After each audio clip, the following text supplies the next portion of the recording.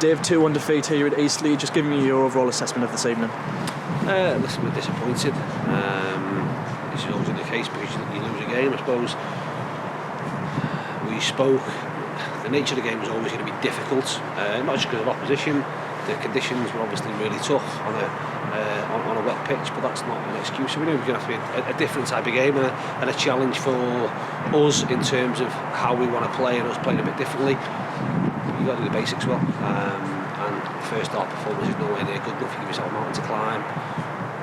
Speaking of goal down in 55 seconds, we spoke about realistically in conditions like this when it's going to be pretty functional, whoever makes the least mistakes and potentially whoever's better from set pieces wins the game. We've made a horrific mistake for the first goal and a poor second goal for us in terms of a set piece. I thought first half we had, like I say, when we did play the conditions well and did what was asked, then we had some good situations and some shots from the edge of the box.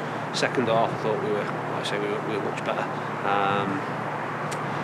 Get ourselves a goal back obviously late on. The big moment potentially in the game is Gav's chance, which you have to take when opportunities like that arise and the margins are thin, and once you don't take them then you go away disappointed, which is obviously the emotion at the moment. Big factor for tonight, and I know we can't blame it too much, but obviously we knew the pitch wasn't going to be great. You can see even after we warmed up it wasn't great. 5 minutes in it's like a war zone, and then did we just not judge, especially after 30 seconds of that first mistake? I think our lads just didn't judge the... No, you don't. No, that's, again, there's absolutely no excuse for the pitch. I'm sorry. Again, if you want to look at... You might have an argument if you said, and in front of me it's not an argument, if you said, oh, but we warmed up at a different end. We knew that part of the pitch was absolutely a nightmare and horrible defending. So, again, I need to look back, but for me there's no need for Ben to be anywhere near where Jono is. Now he's saying that he's shouting away, that's fine. The communication or the shout of away is a lot more clearer if your goalkeeper stood in his goal, not a yard away from you. But ultimately Jono's got to deal with it and ask questions later. There's absolutely no excuse for the pitch. Playing League 5 football in England in the middle of winter, get real. You know what I mean? It is what it is. I suppose again a little bit pampered at times. The condition of pitches are a lot better than what they used to be. That's the reality of football in this country at the level we're playing at, and you have to, like I say, you have to do the basics. It's a mistake, and normally when you make mistakes that close to your goal, they end up in your goal, and that gives us, like I said, the worst possible start to the game.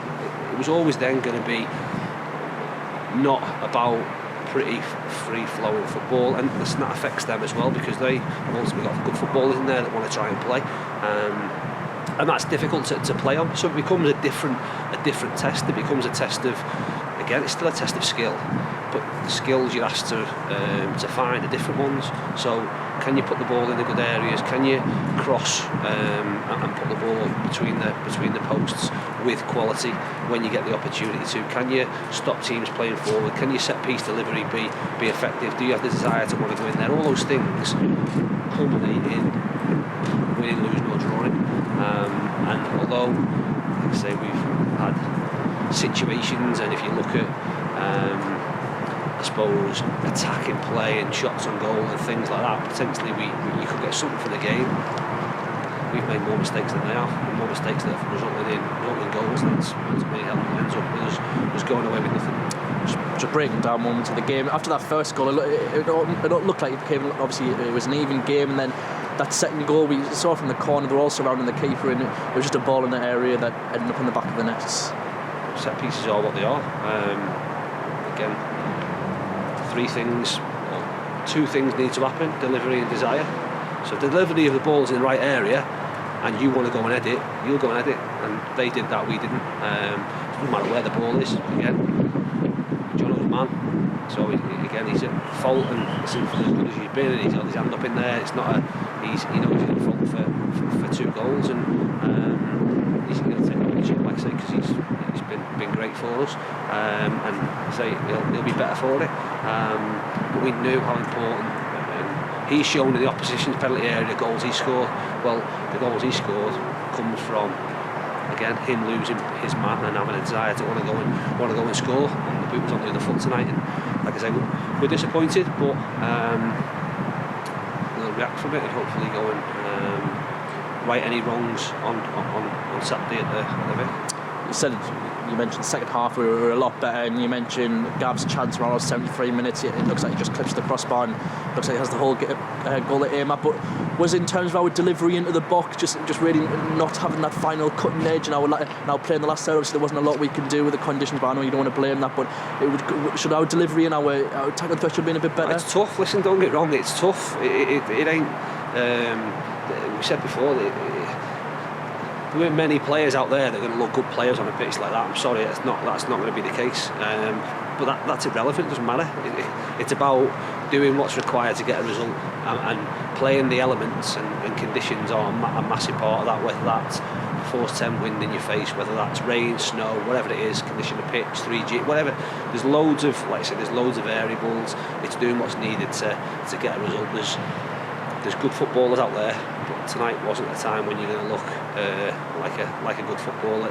They were really, really testing conditions. So to put the ball in the area with quality at times is tough. So you probably have to go a little bit more around accumulation of getting the ball in there as many times as you can. And listen, our goal comes from, again, us waiting for an opportunity to put the ball in, but it's a ball into an area that we win a first contact and Joe gets his first goal. So again, if there's a positive to come from it, obviously delighted for him. Hopefully the first of many. Unfortunately, it's not in a winning cause. I was literally just about to say positive from the game.